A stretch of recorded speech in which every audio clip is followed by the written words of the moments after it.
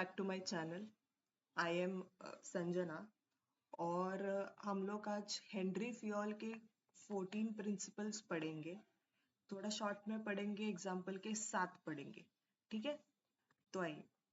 सबसे पहला है डिवीजन ऑफ वर्क। ठीक है, हमारा काम अगर हम हमारे ऑर्गेनाइजेशन के लोग में डिवाइड करते हैं तो उस डिवीजन के वर्क से स्पीड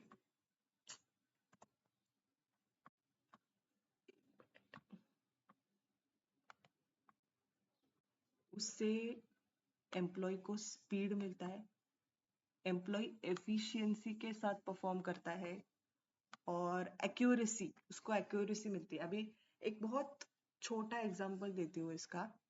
हमारे घर पे कोई फंक्शन रहता है तो अ, वो जो कुक होते हैं, जो खाना प्रिपेयर करते हैं, मतलब 4-5 लोगों का ये ग्रुप होता है, तो हमारे घर पे वो आते हैं। ठीक है, तो अभी एक लेडी है, वो सिर्फ कटिंग कर रही है, वेजिटेबल्स सिर्फ कट कर रही है। ठीक है, एक एक लेडी है, वो सिर्फ सब्जी बना रही है। एक लेडी है, वो सिर्फ रोटी ही बना रही है। और उनमें से एक है जो सिर्फ सर्व कर रही है, लोगों को सर्व कर रही है। ठीक है, तो अभी ये 4 लोग को 4 अलग अलग काम दिया है। अभी यही काम अगर वो रिपीटेटिवली करे तो उनको स्पीड पकड़ती है। ठीक है, उनको उससे स्पेशलाइजेशन मिलता है कि अगर अगर एक आंटी सिर्फ रोटियां बनाए तो वो बहुत अच्छी रोटी बना सकती है। वैसे अगर वो एक आंटी सिर्फ कटिंग करे तो उसको उसको स्पीड आ जाता है कटिंग में। इसलिए ये सब एक साथ मिला के वो जो खाना है वो एकदम टाइम पे बनता है। उससे वेस्टेज ऑफ टाइम नहीं होता, वेस्टेज ऑफ एफर्ट नहीं होता। ठीक है, अगर वही सब कटिंग करने लग जाए या सब खाना बनाने लग जाए या सब सर्व करने लग जाए तो चलेगा क्या? नहीं चलेगा। क्यों? क्योंकि काम ही नहीं होंगे। मतलब एक ही आदमी चार काम, 4 अलग अलग काम अगर 4 अलग अलग लोगों को बांटा गया तो वो एक साथ करके वो काम कंप्लीट होगा। अगर एक ही काम 4 लोग करेंगे तो कैसा होगा? नहीं कंप्लीट होगा। तो इसलिए डिवीजन ऑफ वर्क बहुत इंपॉर्टेंट होता है। ठीक है, नेक्स्ट है अथॉरिटी एंड रिस्पॉन्सिबिलिटी। इसका भी मेरे पास एक स्कूल स्कूल वाला एग्जांपल है। एक मिनट। हमारे स्कूल में एक मॉनिटर होता था। ठीक है, विलन होता था अपने क्लास का मॉनिटर, जो हमारी टीचर एलोकेट करती। तो अभी ये मॉनिटर को क्या रिस्पॉन्सिबिलिटी दी गई जाती थी कि तुम जब मैं क्लास में प्रेजेंट नहीं रहोगी तब तुम पूरे क्लास को शांत रखने का काम करो। ये मॉनिटर को क्या क्या दी गई रिस्पॉन्सिबिलिटी? क्या रिस्पॉन्सिबिलिटी है कि जब भी मैं क्लास में नहीं रहूं तो तुम क्लास को शांत रखो। ये उसको रिस्पॉन्सिबिलिटी गई। अभी रिस्पॉन्सिबिलिटी के साथ उसको एक पावर दी जाती है। क्या पावर है? कि तुम कुछ भी बोलो, कुछ भी बोलो, चिल्लाओ, डांटो, बोर्ड पे नाम लिखो, कुछ भी करो, पर क्लास शांत रहनी चाहिए। ठीक है, ये उसको अथॉरिटी दी गई कि तुम जो भी, मतलब तुम्हारे हिसाब से अगर तुमको बोर्ड पे नाम लिखना है, तुमको डांटना है, चिल्लाना है, कुछ भी करो। ठीक है, ये उसको क्या दी गई? अथॉरिटी। और वो अथॉरिटी के साथ उसको रिस्पॉन्सिबिलिटी भी दी गई है कि क्या करना है? तुमको क्लास को शांत रखना है मैं आने तक। ठीक है, अगर उसको सिर्फ रिस्पॉन्सिबिलिटी दी गई रहती कि क्लास को शांत रखना है, पर तुम कुछ नहीं बोलने का किसी को, पर क्लास को शांत रखना है, तो वो रिस्पॉन्सिबिलिटी पूरा कर पाता क्या मॉनिटर? नहीं। क्यों? क्योंकि उसके पास कोई अथॉरिटी नहीं है, कोई पावर ही नहीं है। या सिर्फ वाइस वर्सा, अगर उसको सिर्फ अथॉरिटी दी गई रहती कि उसको सिर्फ पावर दिया रहता, कुछ किसी पे भी चिल्लाओ, किसी भी कुछ भी करो, तो उसके पास कोई मोटिव रहता का? नहीं। उसके पास कोई रिस्पॉन्सिबिलिटी ही नहीं है, तो फिर वो मिसयूज करेगा। इसलिए अथॉरिटी एंड रिस्पॉन्सिबिलिटी दोनों भी, both should go hand in hand. ठीक है, अगर उसको उसको उतनी अथॉरिटी दी गई तो उसको उतनी ही रिस्पॉन्सिबिलिटी भी देनी चाहिए, नहीं तो उसका मिसयूज होगा। अथॉरिटी मतलब क्या? The right to give orders. And responsibility मतलब क्या? Obligation to perform certain duties. और ये दोनों एक साथ अगर जाएंगे तो ही कोई टास्क या कोई मिशन कंप्लीट हो पाएगा, नहीं तो it is not possible. Next है डिसिप्लिन। अभी हम स्कूल में जाते थे, कॉलेज में जाते हैं, अभी हम लोग जॉब पे जाते हैं, तो हम लोग एक सर्टेन डिसिप्लिन फॉलो करते हैं। टाइम पे जाते हैं, वहाँ के जो भी रूल्स है वो ओबे करते हैं। जब लंच टाइम होता है तभी खाना खाते हैं। वहाँ पे कोई ड्रेस कोड रहा पर्टिकुलर, तो ये सब डिसिप्लिन में आता है। ठीक है, और ये एकदम बेसिक है। हम कोई भी ऑर्गेनाइजेशन में काम करें, कहीं पे भी काम करें, तो वहाँ के जो सेट ऑफ रूल्स है वो हमें ओबे करने चाहिए। ठीक है, उससे क्या होता है कि थोड़ा फंक्शनिंग करने में हेल्प होती है ऑर्गेनाइजेशन की। अगर कोई भी कभी भी आए तो फिर काम कैसे होगा? एक एक एम्प्लॉय 9 बजे आ रहा है, एक एम्प्लॉय 11 बजे आ रहा है, एक एम्प्लॉय 4 बजे आ रहा है, तो काम कैसे होगा? ठीक है, तो इसलिए कुछ डिसिप्लिन है जो ऑर्गेनाइजेशन के हमको यानी एम्प्लॉयज को फॉलो करने होते हैं। यही ये डिसिप्लिन का रूल होता है। उसके बाद चौथा पॉइंट है यूनिटी ऑफ कमांड। अब ये यूनिटी ऑफ कमांड क्या होता है कि one employee should receive order from only one superior. इसका मतलब क्या? देखो,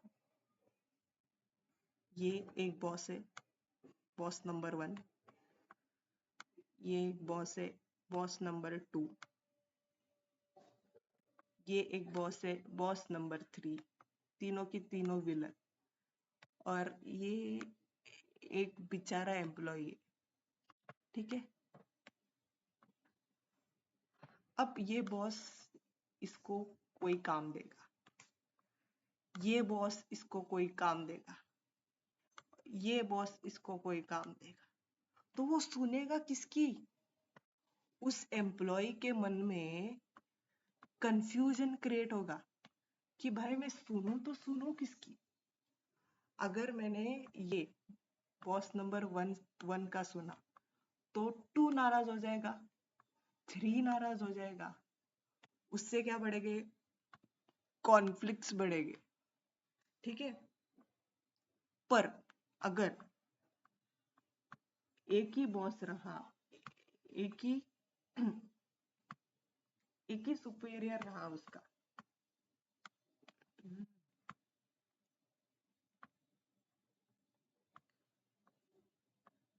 उसका एक ही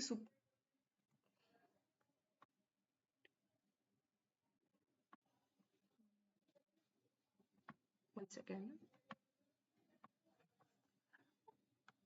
उसका एक ही सुपेरियर रहा, एक ही बॉस रहा, तो उसको क्लियर हो जाएगा कि यही आदमी का हमें सुनना है। तो उससे उसको कंफ्यूजन नहीं होगा, उसको ऑर्गेनाइजेशन में कुछ कॉन्फ्लिक्ट्स नहीं होंगे कि हाँ यही बॉस एलोकेटेड है और ये इसी की बात सुनेगा। उसमें कुछ दो डुप्लीकेशन ऑफ वर्क नहीं होगा कि एक बॉस ने ये काम बताया तो ये भी करना पड़ेगा, एक बॉस ने वो काम बताया तो वो भी करना पड़ेगा। ये सब नहीं होगा, ये सब कंफ्यूजन नहीं होगा उसमें। तो इसलिए ये जो प्रिंसिपल है यूनिटी ऑफ कमांड, ये बहुत जरूरी है। देखो, वो सुपेरियर के अंडर 4-5 एम्प्लॉय काम करते रहेंगे, वो 4-5 एम्प्लॉय वही एक सुपेरियर की बात मानेंगे। ठीक है, यही ये प्रिंसिपल बोलता है। नेक्स्ट है unity of direction. Unity of direction मतलब क्या? एक ही आदमी को एक प्लान या कोई मिशन थोपा जाता है और वही होल एंड सोल होता है, वही डिसीजन लेता है, वही प्लानिंग करता है कि कैसे अचीव किया जाए। ठीक है, उसमें कोई कोई सेकंड पर्सन नहीं रहता है कि वो डिसीजन को इन्फ्लुएंस करे, कोई नहीं रहता है। ये इसकी रिस्पॉन्सिबिलिटी रहती है कि इसको वो काम दिया जाता है कि भाई तू ये ये एक पर्टिकुलर ऑब्जेक्टिव है, ये तेरे को कुछ भी हालत में अचीव करना है। ठीक है, one head one plan, it ensures coordination, achievement of organisation goals. क्योंकि एक ही आदमी है, उसको एक ही काम एलोकेट किया गया है, तो वो सर्टन पर्सन उसको कुछ भी उसके जो अंडर एम्प्लॉयज काम करते रहते हैं, तो वो एक प्रॉपर प्लानिंग करेगा, उसको एग्जीक्यूट करने में जो भी वट एवर प्लानिंग होगी तो वो करेगा। तो यही है यूनिटी ऑफ डायरेक्शन। उसके बाद subordination of individual interest to general interest. अभी हम लोग ऑर्गेनाइजेशन के लिए काम करते हैं, ऑर्गेनाइजेशन की ग्रोथ हो, ये हम लोग हम लोग का माइंडसेट ये है कि हमारी ऑर्गेनाइजेशन की कैसी ग्रोथ होनी चाहिए, ना कि हमारा पर्सनल इंटरेस्ट नहीं आना चाहिए। क्योंकि अगर ऑर्गेनाइजेशन का ग्रोथ हो तो ही हमारा पर्सनल ग्रोथ होगा। अगर ऑर्गेनाइजेशन का प्रॉफिट बढ़ेगा तो हमारी सैलरी बढ़ेगी, नहीं तो कैसे बढ़ेगी? अगर हमने हमारा खुद का इंटरेस्ट देख लिया इसमें तो कैसे चलेगा? नहीं चलेगा। एम्प्लॉयज को कॉमन गुड के लिए सोचना चाहिए, ना कि उसके पर्सनल इंटरेस्ट के लिए। ठीक है, सिंपल, ज्यादा कॉम्प्लिकेटेड नहीं है। नेक्स्ट है फेयर रेम्यूनरेशन। फेयर रेम्यूनरेशन मतलब जितना काम उतना दाम। अगर एम्प्लॉय बोल रहे हैं हम लोग 20,000 वाला काम कर रहे हैं, पर हमको सैलरी मिल रही है 10,000, तो वो एम्प्लॉय सेटिस्फाइड होगा क्या? नहीं होगा। क्यों? क्योंकि मैं काम इतना ज्यादा कर रहा हूँ पर मेरे को सैलरी कितनी मिल रही है? 10,000। तो वो मोटिवेटेड रहेगा क्या? नहीं। वो सेटिस्फाइड रहेगा क्या अपने काम में? नहीं। उसको उसकी प्रोडक्टिविटी बढ़ेगी क्या? नहीं बढ़ेगी। क्यों बढ़ेगी? उसको मोटिवेशन ही नहीं है, मेरे को इतनी सैलरी ही नहीं मिल रही है तो मैं क्यों काम करूं?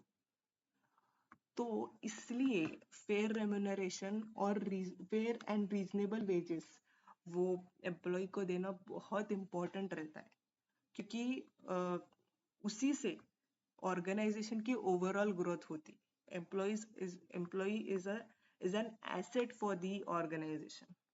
अगर ये है तो सब है, नहीं तो ये एम्प्लॉय अगर खुश नहीं रहेगा तो वो काम नहीं कर पाएगा अच्छा। ठीक है, यही है प्रिंसिपल का अर्थ। नेक्स्ट है सेंट्रलाइजेशन एंड डिसेंट्रलाइजेशन। दोनों का, सेंट्रलाइजेशन और डिसेंट्रलाइजेशन का मैं एक एग्जांपल लेती हूँ। अभी छोटा हम लोग देखते किराने का दुकान रहता है, वो एक ही आदमी रहता है और वही एक ही आदमी के 4 बेटे वहां पे काम करते हैं।